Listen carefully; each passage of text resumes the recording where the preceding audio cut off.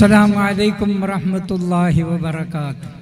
الحمد لله والصلاة والسلام على أشرف رسول الله. أعوذ بالله من الشيطان الرجيم. بسم الله الرحمن الرحيم.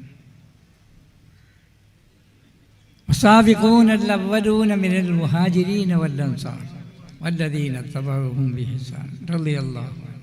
صدق الله العلي العظيم. മനോഹരമായ നമ്മുടെ ഈ പരിപാടിയിൽ ധാരാളം ആളുകൾ നമ്മുടെ വയസ്സന്മാരും കുട്ടികളും സ്ത്രീകളും എല്ലാവരും പങ്കെടുത്തിട്ടുണ്ട്.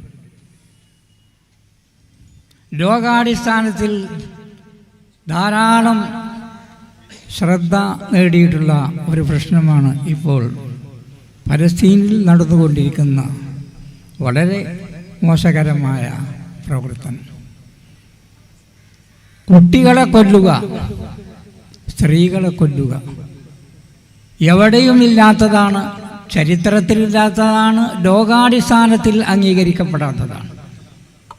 ആ നിലക്ക് നമ്മുടെ ധാരാളം കുട്ടികളെ വധിക്കപ്പെട്ടു എന്ന് ഇവിടെ പ്രസംഗത്തിൽ കഴിഞ്ഞു. ഇനിയും ഇവിടെ പ്രസംഗിക്കാനുണ്ട്. വലിയ വലിയ പ്രാസംഗികന്മാർ നമ്മോടൊപ്പം എത്തിയിട്ടുണ്ട്. പക്ഷേ കേരളത്തിലെ ഏറ്റവും പ്രധാനമായ ഒരു മഹല്ല്, അതാണ് നമ്മുടെ കാസർഗോഡ് മഹല്ല്. ഈ മഹല്ലിലുള്ളത് ഇവിടെയുള്ള എല്ലാ ആളുകളും, മുസ്ലിങ്ങളും മുസ്ലിങ്ങളല്ലാത്തവരും എല്ലാവരും ഒത്തുചേർന്നുകൊണ്ട് മുസ്ലിമീങ്ങൾക്കെതിരിൽ ചെയ്യുന്ന ഈ ക്രൂരമായ പ്രവർത്തനം അപലപിക്കണമെന്നാണ് പറഞ്ഞത്. 2-3 ദിവസം മുമ്പ് പാലക്കാട് വെച്ചൊരു പരിപാടി ഉണ്ടായിരുന്നു. അന്ന് തന്നെ മലപ്പുറത്തും തിരൂരിലും ആ വെച്ച് നടന്ന പരിപാടിയിൽ ഹിന്ദു സഹോദരന്മാർ, പാലക്കാട് ജില്ലയിലുള്ള ഹിന്ദു സഹോദരന്മാർ ധാരാളമായി ഒത്തുചേർന്നിട്ടുണ്ടായിരുന്നു. അവിടെ എല്ലാവരും സന്തോഷം പ്രകടിപ്പിച്ചുകൊണ്ടാണ് ആ പരിപാടിയിൽ പങ്കെടുത്തത്. അത് കഴിഞ്ഞതിന് ശേഷം പിന്നെയും ഒരു പരിപാടിയും കൂടി പങ്കെടുക്കാനുണ്ടായിരുന്നു. അതിലും പങ്കെടുക്കാൻ അവസരമുണ്ടായി. ഞാൻ ആ വിഷയത്തെപ്പറ്റി കൂടുതൽ സംസാരിക്കുകയല്ല. നാളെ ഷെയ്ഖുന ഷംസുൽ ഉലമയുടെ ഒരു പ്രധാനപ്പെട്ട കിതാബ് നാളെ 7 മണിക്ക് ദർസ് നടത്താൻ എനിക്കുണ്ട്. അത് ഞാൻ ഏറ്റെടുത്ത പരിപാടിയാണ്. അതനുസരിച്ച് ഇന്ന് ആ പരിപാടി ഇല്ലാതെയാണ് പോന്നിട്ടുള്ളത് എന്നുകൂടി നിങ്ങളോട് വളരെ വിഷമത്തോടു കൂടി അറിയിക്കുകയാണ്. ആയിരക്കണക്കിനുള്ള ആളുകളാണ് ഇവിടെ പങ്കെടുത്തിട്ടുള്ളത്. നമ്മുടെ നേർച്ചക്കുണ്ടായ, നമ്മുടെ അന്നദാനത്തിനുണ്ടായ, അന്നദാനം നൽകുന്നതിലുണ്ടായ ആ പരിപാടിയിലൊക്കെ ധാരാളം ആളുകൾ പങ്കെടുത്തിട്ടുണ്ട്. നമ്മളോടൊപ്പം ഒത്തുചേർന്നിട്ടുള്ള നമ്മുടെ സഹോദരന്മാർ, അന്യമതത്തിൽപ്പെട്ട ആളുകൾ, അവരും ഇവിടെ ഒത്തുകൂടിയവരും നമ്മോടൊപ്പം നമ്മുടെ പള്ളിയുടെ ഉയർച്ചയ്ക്കു വേണ്ടി, അതിൻ്റെ വളർച്ചയ്ക്കു വേണ്ടി, നാട്ടിൻ്റെ സൗഹൃദ സംഭാഷണങ്ങൾക്ക്, സൗഹൃദമായിട്ടുള്ള എല്ലാ കാര്യങ്ങൾക്കും വേണ്ടി ഒപ്പം നിൽക്കുകയാണ് എല്ലാവരും. അതാണ് വേണ്ടത്. അത് ഇന്നത്തേക്ക് മാത്രമല്ല, പ്രധാനമന്ത്രി നമ്മുടെ രാജീവ് ഗാന്ധിൻ്റെ കാലം മുതൽ അതിൻ്റെ ശേഷം ഉള്ള സന്ദർഭങ്ങളിലും, അതിനു മുമ്പ് നമ്മുടെ രാഷ്ട്രപിതാവായിട്ടുള്ള ഗാന്ധിജിയുടെ ആ കാലത്തും ഒക്കെ ആളുകൾ മുസ്ലിങ്ങളോടൊപ്പം, മുസ്ലിങ്ങളുടെ വിഷയം എല്ലാവരുടെയും വിഷയമായി ഈ പ്രശ്നം എല്ലാവരും കൂടി പരിഹരിക്കേണ്ടതാണെന്ന് അന്ന് മുതൽ പറയൽ തുടങ്ങിയതാണ്. അത് ലോകരാജ്യസഭകളിലാണെങ്കിലും രാഷ്ട്രസഭകളിലാണെങ്കിലും അതുപോലെ മറ്റ് ഏത് പ്രദേശങ്ങളിലാണെങ്കിലും എല്ലാവരും ഒത്തുചേരുന്നു. അതുതന്നെയാണ് നമുക്കും പറയാനുള്ളത്. നമ്മുടെ ഇവിടെ വെച്ച് കാണിച്ചു കൊടുത്തിട്ടുള്ളതും അതാണ്. നമ്മുടെ ഈ കാണുന്ന ജനങ്ങൾ, സ്ത്രീകളും കുട്ടികളും അതുപോലെ അന്യമതത്തിൽപ്പെട്ടവരും എല്ലാവരും ഒത്തുചേർന്നുകൊണ്ട് ഐക്യത്തോടുകൂടി മുസ്ലിങ്ങളുടെ ഈ കഷ്ടതയ്ക്ക്, ഈ പ്രയാസങ്ങൾക്ക് ഒരു പരിഹാരമുണ്ടാക്കണമെന്ന് ലോകാടിസ്ഥാനത്തിൽ ചിന്തിക്കുന്നു, ലോകാടിസ്ഥാനത്തിൽ ഉച്ചത്തിൽ പറയുന്നു. അതാണ് നമുക്കും പറയാനുള്ളത്.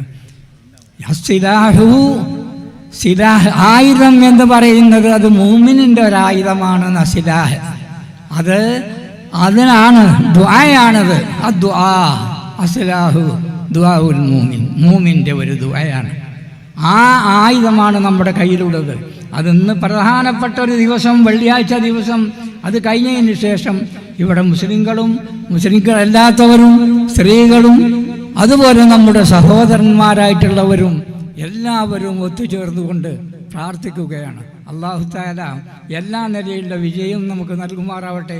ഇബ്രാഹിം നബി അലൈഹിസ്സലാമിൻ്റെ കാലം മുതൽ പ്രവാചകന്മാരായ ആളുകൾ വളരെ സൂക്ഷിച്ചു വന്ന ഖുദ്സ് പ്രദേശം, ആ പ്രദേശത്താണ് ഇപ്പോൾ ഈ നിലക്കുള്ള തോന്നിയാസങ്ങൾ മുഴുവനും ചെയ്തുകൊണ്ടിരിക്കുന്നത്.